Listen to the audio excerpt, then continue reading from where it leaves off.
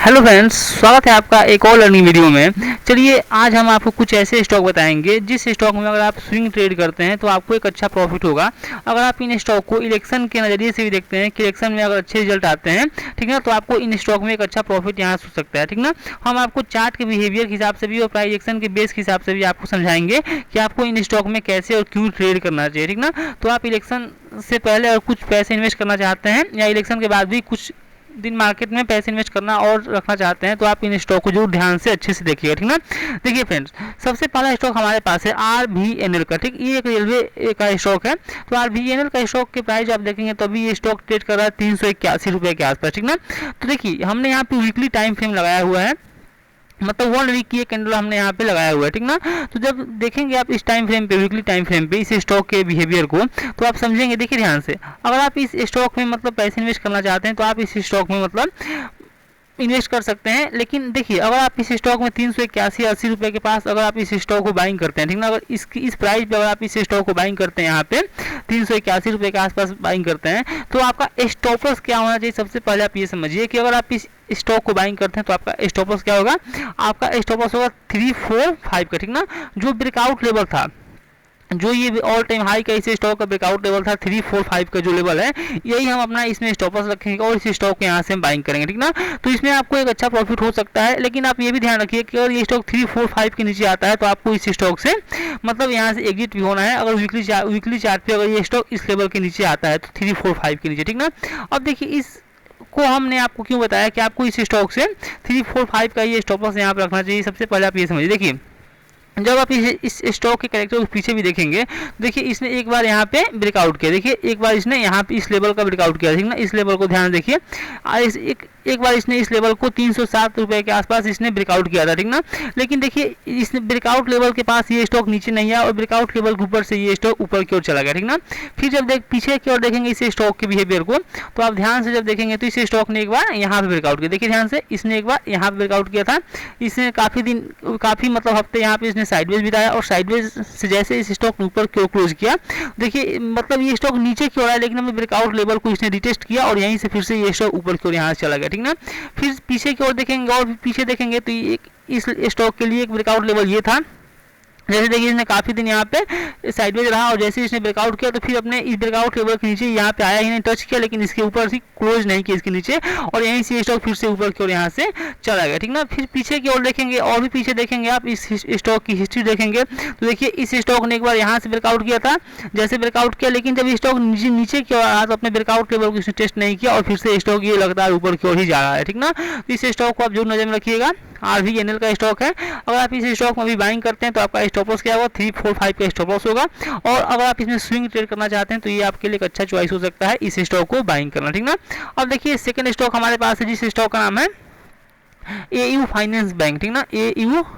AU small finance bank, ठीक ना। इस स्टॉक को आप ध्यान से देखिए, ये स्मॉल फाइनेंस बैंक का अगर ये स्टॉक है तो देखिए फ्रेंड्स, अगर आप इस स्टॉक के चार्ट को ध्यान से देखेंगे और समझेंगे तो देखिए ये तो बैंकिंग सेक्टर का स्टॉक है और अगर इलेक्शन के बाद अच्छे रिजल्ट आते हैं तो इस स्टॉक में आपको एक अच्छी तेजी देखने को मिल जाएगी यहाँ, ठीक ना।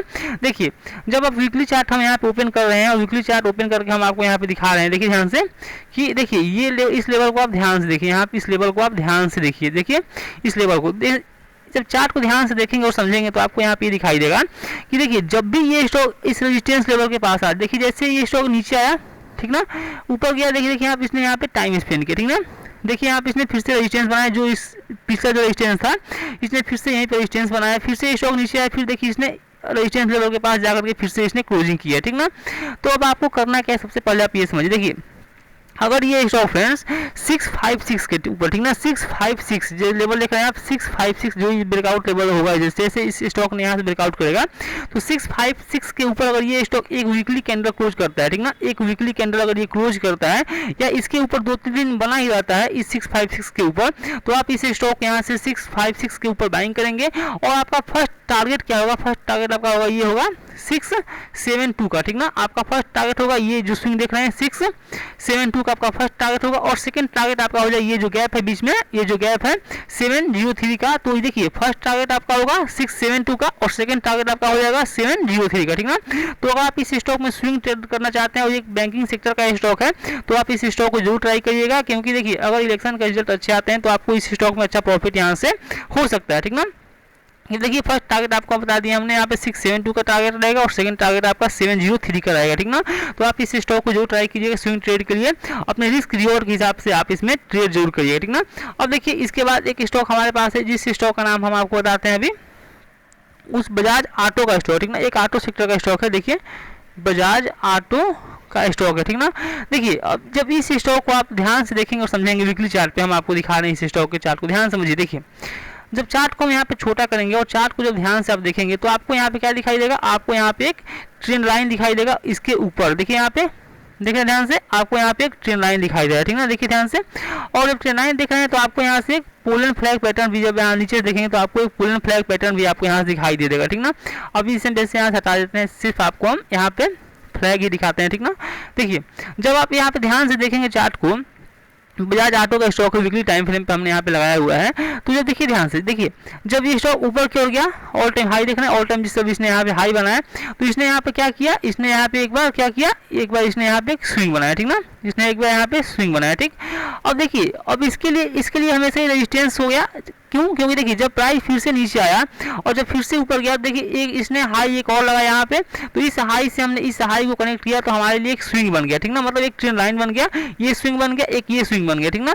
फिर जब भी देखेंगे प्राइस जब भी इस ट्रेंड लाइन के पास जा रहा है तो क्या हो रहा है, इसे यहाँ पे रेजिस्टेंस मिल रहा है, ठीक ना। इस ट्रेंड लाइन का इसे यहाँ पे रेजिस्टेंस मिल रहा है बजाज ऑटो के स्टॉक में। तो हमें क्या करना है, देखिए अगर हम इस स्टॉक में ट्रेड करना चाहते हैं, इन्वेस्ट या स्विंग ट्रेड करना जो भी चाहते हैं, तो वीकली चार्ट पे अगर एक कैंडल ये इसके ऊपर क्लोज कर दे, ठीक ना, एक कैंडल ये इसके ऊपर क्लोज कर दे, इस ट्रेंड लाइन के ऊपर एक कैंडल क्लोज करता है बजाज ऑटो का स्टॉक, तो हम क्या करेंगे, इस स्टॉक को हम स्विंग ट्रेड के लिए बाइंग करेंगे।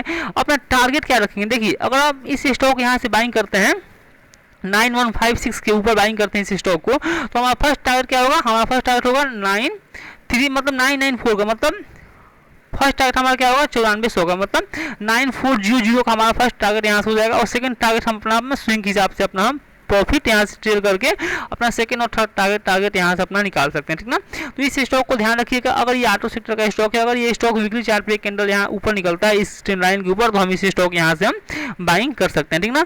अब देखिए इसके बाद स्टॉक हमारे पास एक स्टॉक है जिसका नाम है स्टेट बैंक, ठीक ना। SBI का स्टॉक है, SBI मतलब स्टेट बैंक का ये स्टॉक है, ठीक ना। स्टेट बैंक का अगर आप इस स्टॉक को ध्यान से देखेंगे तो दिखाते हैं आपको हम,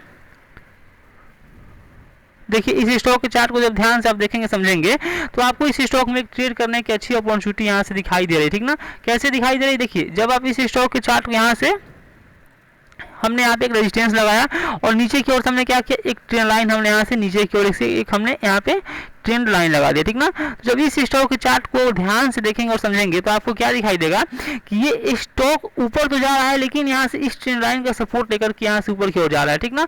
तो देखिए अब आपको क्या करना है, आपको क्या करना है कि इसे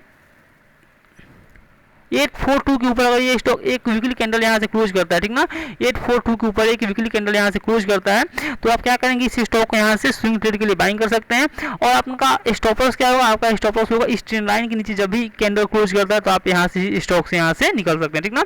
लेकिन जब तक इस ट्रेंड लाइन का सपोर्ट लेकर के स्टॉक ऊपर जाता रहेगा तब तक आप अपना यहाँ से स्टॉपर्स ट्रेड करके अपना प्रॉफिट यहाँ से बना करके ऊपर की ओर जा सकते हैं, ठीक ना। दोस्तों ये थी कुछ स्विंग ट्रेड के लिए बेस्ट स्टॉक, और यहाँ से इलेक्शन के नज़रिए से भी अगर आप इन स्टॉक में ट्रेड करना या स्विंग ट्रेड करना चाहते हैं, कुछ पैसे इन्वेस्ट करना चाहते हैं, तो रिस्क रिवॉर्ड के हिसाब से आप इन स्टॉक को जरूर नज़र पे रखिएगा, क्योंकि इसमें आपको एक अच्छा प्रॉफिट यहाँ से हो सकता है, ठीक ना। दोस्तों वीडियो अच्छा लगे वीडियो को लाइक करिएगा और चैनल पर नए तो चैनल को जरूर सब्सक्राइब करिएगा। वीडियो बस इतना ही, थैंक यू।